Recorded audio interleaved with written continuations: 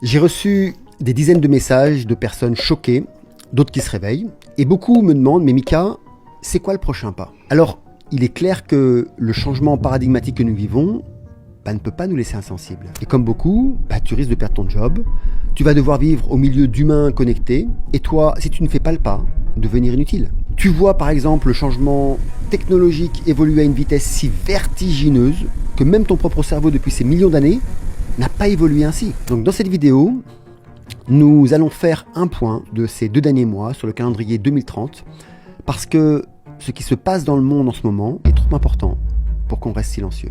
2030, ce n'est pas dans 5 ans. C'est déjà en train de se construire sous nos yeux. Et pendant que certains applaudissent l'arrivée des IA dans le cerveau, des caméras dans les rues, des robots qui remplacent les humains, de l'argent qui passe en numérique, de l'éradication des médecines naturelles et des identités numériques dans ton sang, d'autres commencent à se retirer du système. Il se passe quelque chose. Et toi, tu es au milieu. Depuis 2020, on a changé d'air, sans s'en rendre compte. Il n'y a pas eu de déclaration officielle, pas de signal clair, juste une suite d'événements qui, quand tu les mets bout à bout, ont modifié la structure même de notre quotidien. Et aujourd'hui, on vit dans un monde qu'on n'a pas vu venir, ou qu'on n'a pas voulu regarder. Le Covid a été le déclencheur, mais pas à cause du virus, à cause de tout ce qu'on a accepté au nom de la sécurité. En moins de 2 ans, une grande partie de l'humanité s'est soumise à une gestion technologique de la vie. QR code, passe sanitaire, traçage numérique, restriction de déplacement, attente de réponse toute faite des IA. On a basculé dans un modèle où tu existes à condition d'être conforme. Et ce modèle, ce n'est pas arrêté là. Il s'est installé. Tu veux accéder à un service, tu dois être validé par un système. Tu veux poster un contenu, c'est un algorithme qui décide si c'est acceptable. Tu veux poser une question, on t'oriente avant même que tu aies pensé à la réponse. Tu veux être vu et entendu, c'est un autre algorithme qui va décider s'il te met ou pas en avant. Et donc, petit à petit, l'humain a été sorti de la boucle. L'argument, toujours le même, c'est plus rapide, plus efficace, plus pratique. Mais à quel prix ? Ce confort qu'on nous a vendu a été payé par des morceaux de notre souveraineté. Et le plus grave, c'est que personne s'en est vraiment plaint. On s'est contenté d'obéir, de s'adapter ou de faire avec. Ce glissement, on ne l'a pas choisi. Il s'est imposé, sans vote, sans débat, sans alternative claire. Et aujourd'hui, il est devenu normal. T'as remarqué comme on ne parle plus de complot ni de complotistes ? Pas parce qu'il n'y en a plus, parce qu'il n'y a plus besoin de cacher. Tout est à ciel ouvert. On n'a même plus besoin de manipuler. Il suffit juste d'habituer. Et c'est ce qui se passe. Nous nous sommes habitués. On croit encore avoir le temps. On parle par exemple de 2030 comme d'un futur abstrait, d'un truc lointain. Mais ce que je vais te dire, ce n'est pas de la science-fiction. C'est déjà là, dans les labos, dans les protocoles, dans les tests grandeur nature. Il ne manque plus qu'une chose, ton consentement. Comme je l'ai présenté il y a quelques semaines dans une de mes vidéos, Meta a investi des milliards dans la super-intelligence. Alexander Wang a quitté OpenAI pour créer quelque chose de plus puissant, de plus radical, de plus rapide. Et pendant qu'on joue encore avec GPT pour écrire des mails, eux, ils construisent des systèmes capables de gérer un État, de gérer une économie, une guerre. Gemini, DeepMind, xAI, on ne parle plus d'outils. On parle de conscience artificielle pilotée par des intérêts privés. Et cette fusion entre l'humain et la machine, ce n'est pas un fantasme transhumaniste. C'est un business plan. Neuralink a déjà implanté ses premières puces. Demain, on pourra envoyer un message, commander un objet ou écrire un contrat par simple impulsion neuronale. Ce n'est pas une rumeur. C'est une option qui sera proposée, promue, bientôt imposée dans certains milieux professionnels, médicaux et sécuritaires.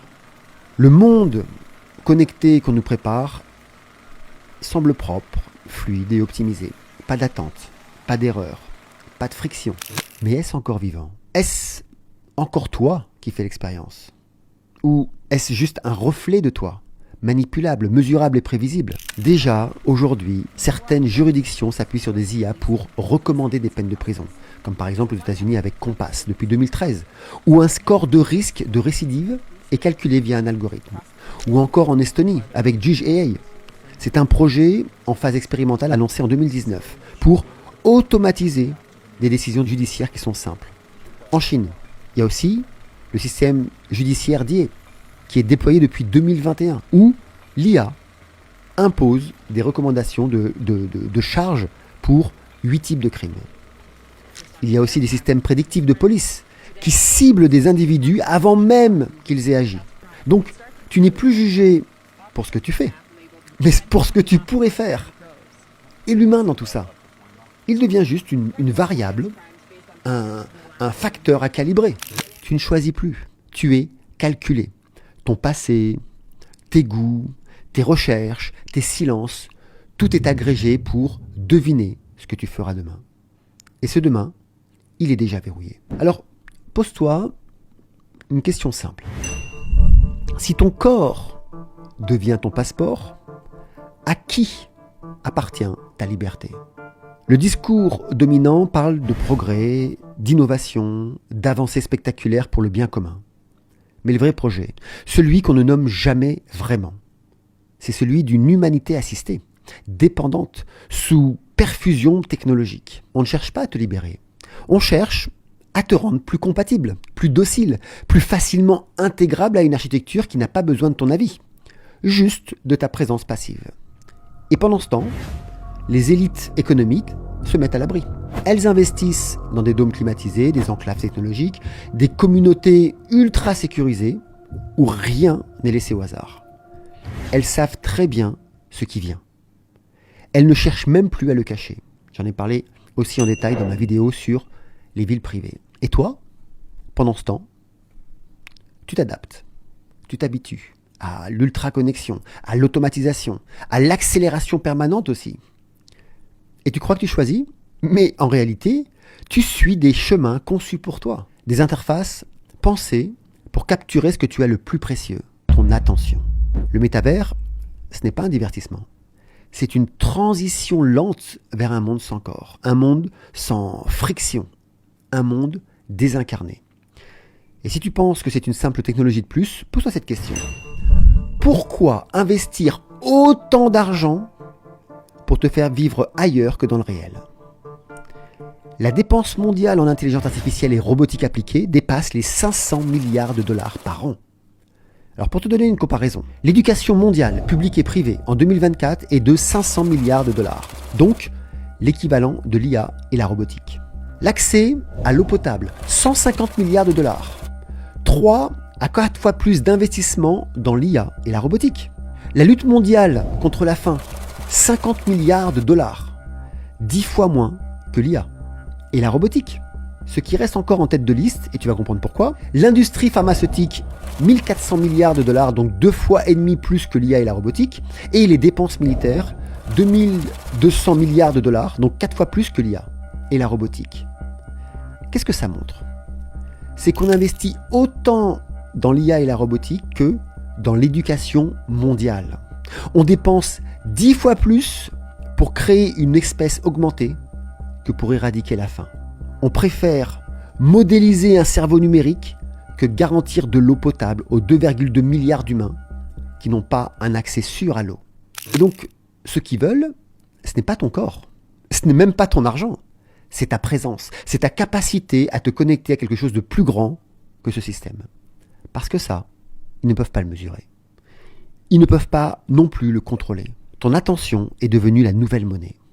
Et ton âme, la nouvelle cible. D'ailleurs, Elon Musk le dit clairement, il souhaite transférer la conscience dans un autre corps digital et à terme, un corps biologique.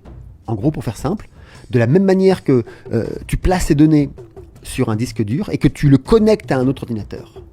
Et tu sais quoi ? Je n'ai aucun doute à la possibilité de le faire. Ce sera juste une question de temps et de moyens. Seulement, tout le monde ne marche pas dans la même ligne. Même s'ils sont discrets, même s'ils ne crient pas, il y a celles et ceux qui décrochent. Pas par peur, pas par fuite, mais parce qu'ils sentent que quelque chose ne tourne pas rond. Pas à l'extérieur, mais à l'intérieur d'eux-mêmes. Et j'en fais partie. Depuis quelques années, les burn-out ne sont plus seulement professionnels, ce sont des burn-out existentiels. Des gens qui ne supportent plus de jouer un rôle dans une pièce dont ils n'ont jamais écrit le script. des corps qui disent stop, des âmes qui cherchent à respirer, des esprits qui ne veulent plus tricher. Et alors qu'on nous vend des solutions technologiques pour tous les maux, un autre mouvement s'installe, lentement et profondément. Le retour au silence, à la terre, aux plantes, à des formes de rituels simples, pas pour faire joli sur Instagram, mais pour retrouver un ancrage brut, vivant, radicalement humain. Et il y a des cercles qui se forment, parfois dans l'ombre, parfois à la lumière, mais toujours dans la présence, comme nous le faisons d'ailleurs à Soul in the Mind. On parle d'âme, on parle de souveraineté, de karma, de conscience modifiée, on fait des expériences d'humains, mais sans dogme, sans gourou, sans masque. On nous a bien vendu des religions et des dieux pendant des générations. Et aujourd'hui, on voudrait nous vendre une nouvelle religion et de nouveaux dieux. Mais en avons-nous vraiment besoin ? C'est ça que j'observe dans mes cercles alignement sacré et paradigme zéro. Ce ne sont pas des programmes, c'est un engagement, une façon de tenir debout dans le chaos. Et cette voix-là ne fait pas de bruit. Elle ne cherche pas le clash, mais on va dire plutôt qu'elle trace. Et plus elle avance, plus elle attire ceux qui en ont fini avec la survie, ceux qui veulent vraiment vivre. Donc oui, on arrive à un point de bascule. Ce n'est pas dans 10 ans, c'est maintenant, dans les décisions minuscules que tu prends chaque jour. Est-ce que tu dis oui au tout connecté parce que c'est pratique ? Ou est-ce que tu prends le temps d'écouter ce qui en toi résiste ? Parce qu'il y a un prix à chaque facilité. Et aussi, il y a une fracture qui se dessine. Fusion ou retrait. Contrôle ou conscience. Smart City ou cercle vivant. Ce n'est pas une opposition politique. Ce n'est pas une posture idéologique. C'est un choix ontologique. Comment veux-tu vivre ta vie ? Tu ne pourras plus jouer sur les deux tableaux. Tu ne pourras plus faire semblant la semaine et te reconnecter le dimanche. Non. Le monde qui arrive ne tolère plus l'entre-deux. On va te demander de t'optimiser, de te rendre lisible, de faire partie du système ou de t'effacer de lui. Mais toi, est-ce que tu veux vivre dans un monde optimisé ou dans un monde incarné ? Tu sens bien que la question n'est pas vraiment confortable. Mais justement, c'est pour ça qu'elle est urgente. Et puis, disons-le clairement, que léguons-nous à nos enfants ? L'inactivité et le silence plombent les générations à venir. Pour moi, c'est un appel à la présence. Alors, je ne suis pas là pour te faire peur, hein. Je ne suis pas là pour t'alerter comme pour un prophète ou pour te vendre une solution miracle. Non, je suis juste là pour te rappeler une chose simple. Ce que tu nourris aujourd'hui, c'est ce que tu vivras demain.